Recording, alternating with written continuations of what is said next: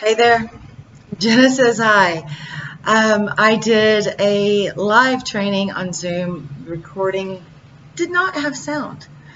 It was the way I recorded it. Something in my settings was messed up. I'm getting this. So either way, I promised a talk about triggered living, asking that question, are you living in a triggered state? Triggered is one of those words right now that is it's out there. Triggered me. Someone triggered me. I'm just feeling triggered right now. And it's almost like we're allowing being triggered to be an excuse for losing control of ourselves and staying where we are. But let's talk a little bit about what triggered is. Whenever you are triggered, you are having an irrational response to either a rational or an irrational situation. An example of having a triggered response to a rational situation. You're sitting at your desk minding your own business, and a coworker comes up and says something in a harmless way as they're presenting it, but to you it flashes back memories to something else. Might have jokingly asked you, what were you thinking? And you questioned, what was I thinking? My last job, this other circumstance in your life where what you were thinking, who you are, was questioned. Possibly a part of a trauma, a toxic relationship, maybe something whenever you were a kid and a teacher said something to you at school and asked you what you were thinking. And it brings back this feeling. And you're so livid. But what actually happened there was someone said something. It was a rational situation that triggered an irrational response. Now, being triggered can also be a very good thing. It's a part of our brain. It's that lights up whenever our ability to make logic connect isn't lighting up. So say you get triggered into action because you're in danger, actual danger. Someone is in pursuit of you. Someone is looking to do you harm. Back in the day, before our full logic brain was fully developed and we were living basically on instinct, it's how we knew to run when our life was in danger. It sparked all that adrenaline, all those hormones called into action. Whenever our body feels that high intensity, everything else shuts down. All the blood is sent to your extremities and to your mind. Digestion stops. You're just thinking of how to get away. And all come the logic brain, the one that we want to be in charge of us all the time. It's shut down. There's not a pathway to it. So those heightened emotions of fear, pain, disrespect, not being seen, neglect. Nobody understands. No way anyone could possibly understand what you're feeling. Thing is, all of us are triggered from one thing from another. And some of them are little bitty things in our childhood. During my live presentation of this, the person that was on with me shared a story about whenever she was a wee one, a 4-year-old self, went to the hospital. And whatever procedure is irrelevant, but she had a catheter put in. This 4-year-old self had a catheter put in, and that catheter was not put in correctly, and it hurt. It hurt, and no one listened to her. And so she was put in all this pain, and so she later in life, whenever she had her children, and they were like, okay, well, you have like 5 minutes to pee, or we're going to put a catheter in you. That lit her up. She was doing every trick in the world to make herself pee. Like, I have to urinate in 5 minutes, and running water, chugging, doing whatever. It's like just she felt this sense.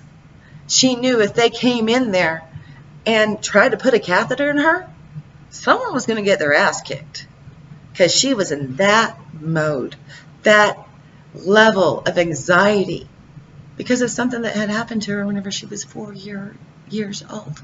Something that she had completely forgotten about and couldn't connect with. But here she was, frantically in the bathroom, trying to pee in a freaking cup to avoid someone hurting her. Ooh. They were just doing their job in that instance. But her reaction was huge. Because whenever we have the biggest reactions, it's usually a reaction to something that we felt in our younger self. So now she can get down and she can talk to that younger self and say, hey, little one. I know what happened to you before. I feel that. I know it hurt. I know.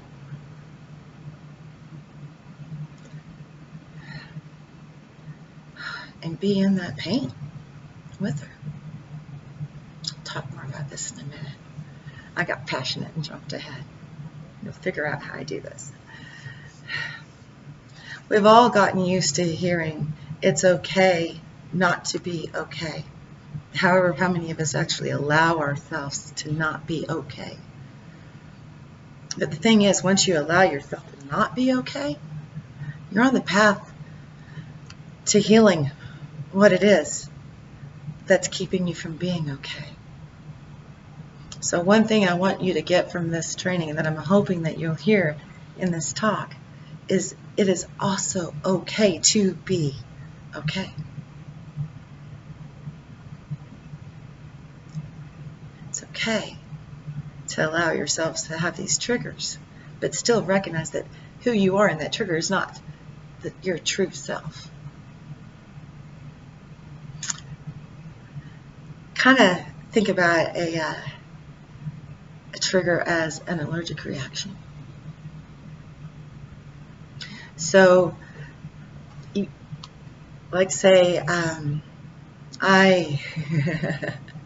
incredibly allergic to pine trees, evergreens. It just it makes me miserable, makes my skin itch, makes my whole head clog up, and just existing is difficult. Whenever I first found this out, I was just playing along, having a good time, climbing trees, like I was like that's who I am. The tomboy as a kid, always adventurous, always going out there, always looking for an adventure. And so, climbed all these trees in the neighborhood and everything was fine. Then we're playing hide and seek and I got all wrapped up in an evergreen tree and hid in there. It's one of those droopy old,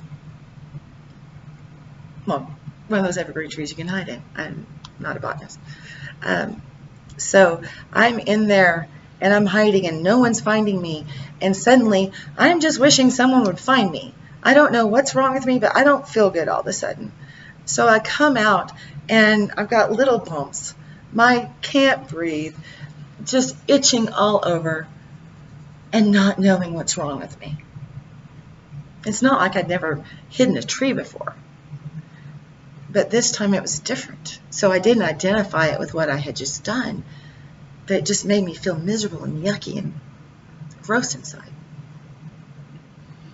Well, sure enough, I got to be okay, went outside to play again, wound up going back into that same tree. And what happened? So then I realized, with some help of my loving and adorable parents, that I have an allergy. That evergreens make me feel ill. They make my skin itch. They tie knots in my stomach, and I can't breathe.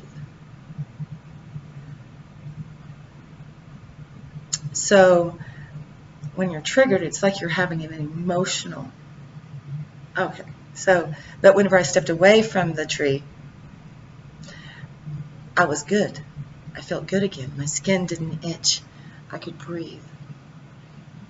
My chest relaxed. My stomach unknotted. And I was back to being a kid again. All right.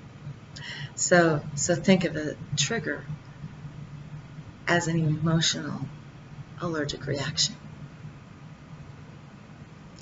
There's something that makes you get tied up in knots, that makes you fire back in fear because you don't want to experience that pain. You don't want to experience that feeling that you felt in that moment.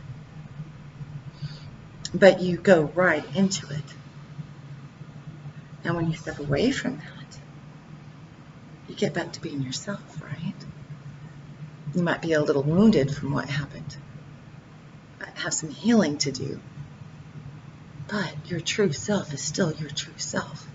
Who you are in that moment whenever you're triggered, that's not you. That's a reaction.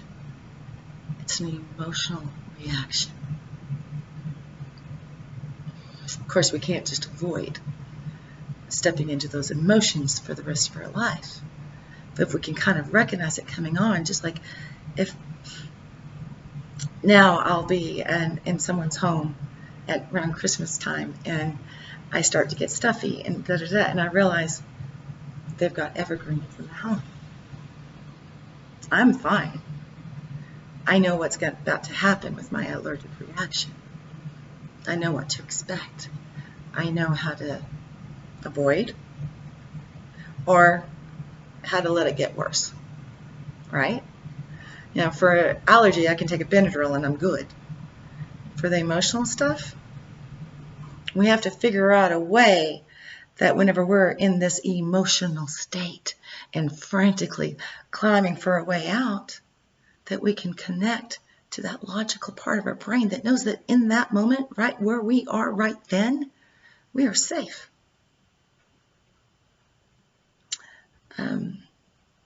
There's this feeling of threat that our brain just triggers, and it's fight or flight. Most of us tend to come out fighting, ready to just punch somebody out. Anger rises. Others, and at other times, because we might do it differently, we'll just sit back and try and disappear. They're in a frozen state, so fight, flight, or freeze. In this frozen state where they allow it to continue to happen. Because if they just stay still enough and quiet enough, the words might just pass over them. But they don't pass over you, do they? They go in here. And they begin to become the words that you identify yourself with. So we don't want, as much as we don't want to come out fighting all the time and just be that angry person, we also don't want to be that one that never steps into being themselves because they're too afraid of what might happen.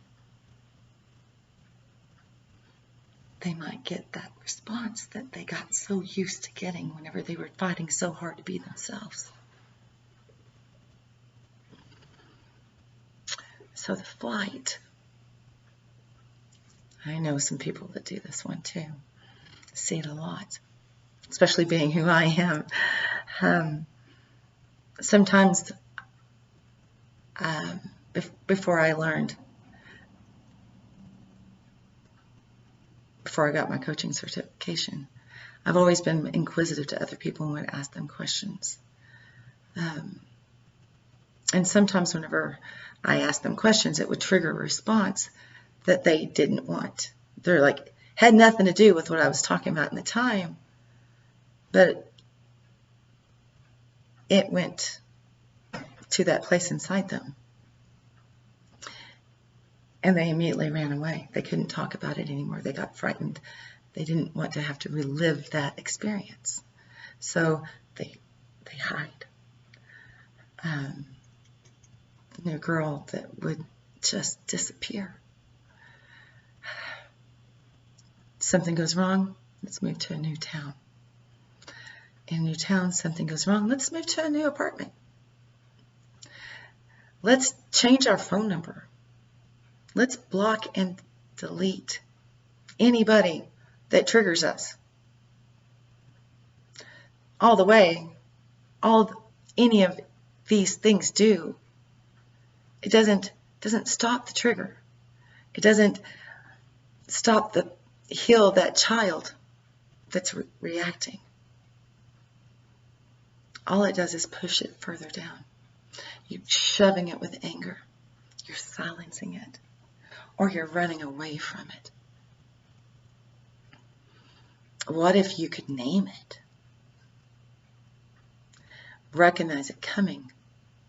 Saying, I'm feeling that need to run. What do I do? What do I do before everything takes over? How can you reach that place? How can you reach that place before you decide to shut down and not let anybody in? How can you recognize that anger before it gets out of control and you say and do things that you didn't mean? It's like a reflex. So how do you stop it? How do you get that emotional reaction, that emotional connection?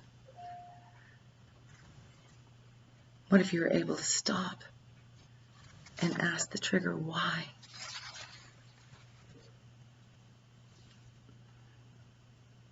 Most of us think we just have to handle it, right? I see that a lot. Because we feel like that triggered person is ourself. That's who we are. So we sign up for an anger management course. Learn to control the beast, that black-hearted devil that resides within us, that's scared. You don't admit it's scared. You just think it's angry, pissed off all the time. So we're taking an anger management course so we can control it. How long does that last? How long can you go off sheer willpower to just be better, to not lose your shit? You don't know when that trigger is going to come. You haven't figured out how to address when it's coming at you yet, or why it's coming at you. All you're thinking about is how you control that moment right there, right then, whenever the doctor puts that little rubber mallet on your knee and you instinctually kick the doctor. And then you're mad at yourself for it. You failed. You lose faith in yourself. Believe that you can't trust yourself to get shit right. So, clearing that space requires compassion. I know a lot of my followers are Brené Brown followers as well. And she talks a lot about shame. And she probably has something on triggers too. I don't know. Whenever it comes to shame, we have to get compassionate with ourselves. When it comes to speaking to that inner child or that hurt person inside of us, that one that's running from some kind of trauma, we have to give that part of us compassion. Tricky thing. What is compassion? To understand what compassion actually is, or do you have some other thoughts on it? So, compassion is whenever you are in the feeling with someone. So let me start with what compassion is not. Compassion is not pity. Pity removes the person altogether. Pity allows you to just look at the act, and all you see is a label. You see an angry person. You see a depressed person. You see an absent person.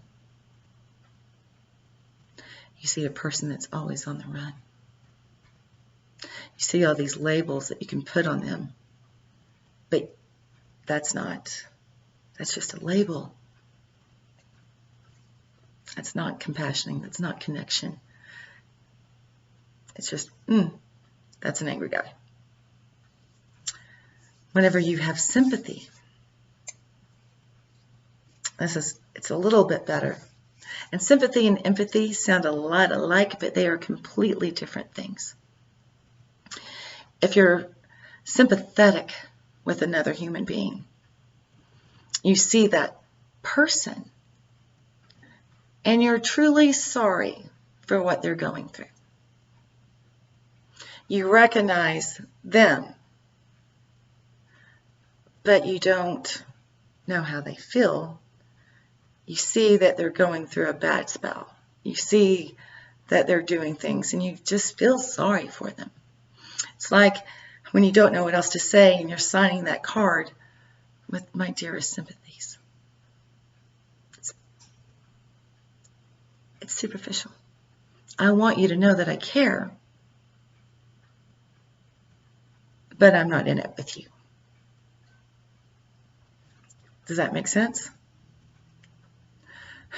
I know there's no going back and forth with this video, but I do want to pause and just for a moment think about those two things. Think about pity and think about sympathy.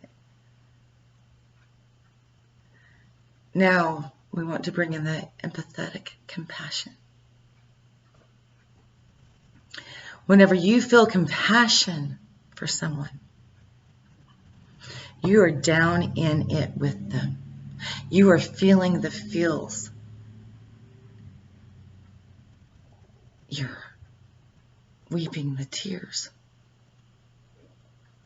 Your stomach is knotted. Your heart is in pain.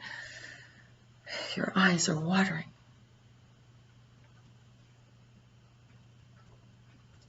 You're right there, in there with that person. Compassionately joined. I'm going to take the liberty real quick to bring up a Bible passage.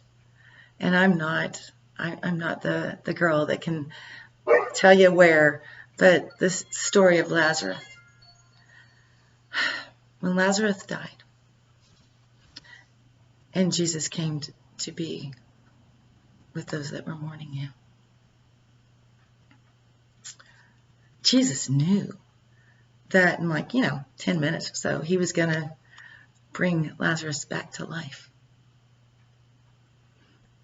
And this is where I realized that I would be a horrible God, because I would have walked in and gone, and dismissed it. I would have dismissed all their weeping and all their tears and all their crying and said, it's okay, you don't have to feel that way. I got this covered. I'm going to take care of it.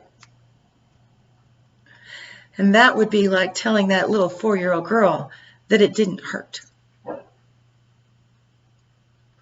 Whenever you hurt, whenever someone,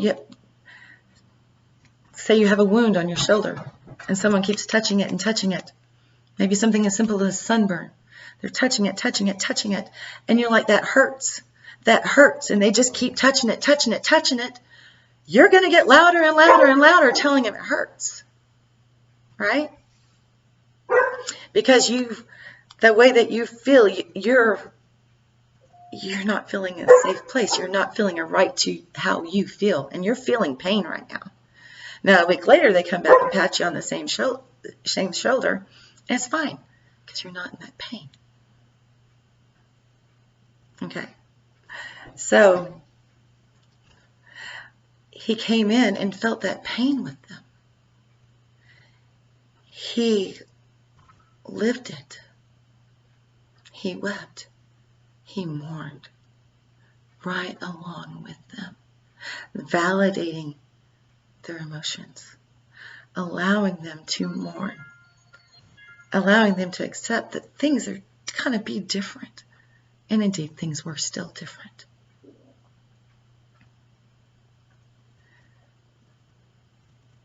That compassion.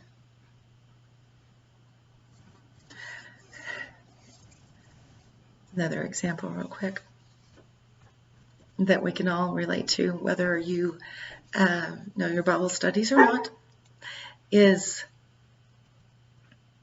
the Grinch. When I think about the Grinch, I recognize the Grinch as someone who is living constantly in a triggered state, right? He's a great example of what it means to be living in that triggered state where you don't trust anybody. You're unloved, you're unworthy, you're pissed off. That's the Grinch. But what brought the Grinch to his true self? The compassion of a 6-year-old girl.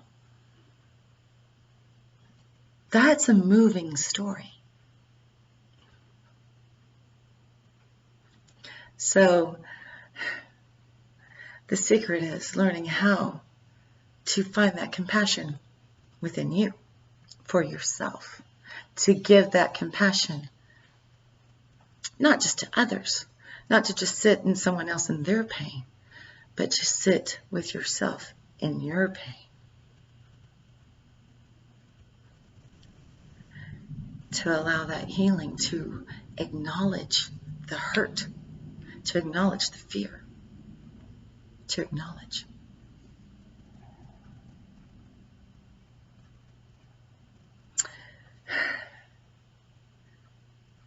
So when we tell ourselves or we tell others to be tougher and try not to let it bother us,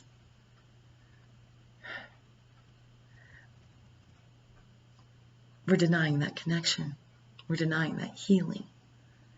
We're denying that compassion.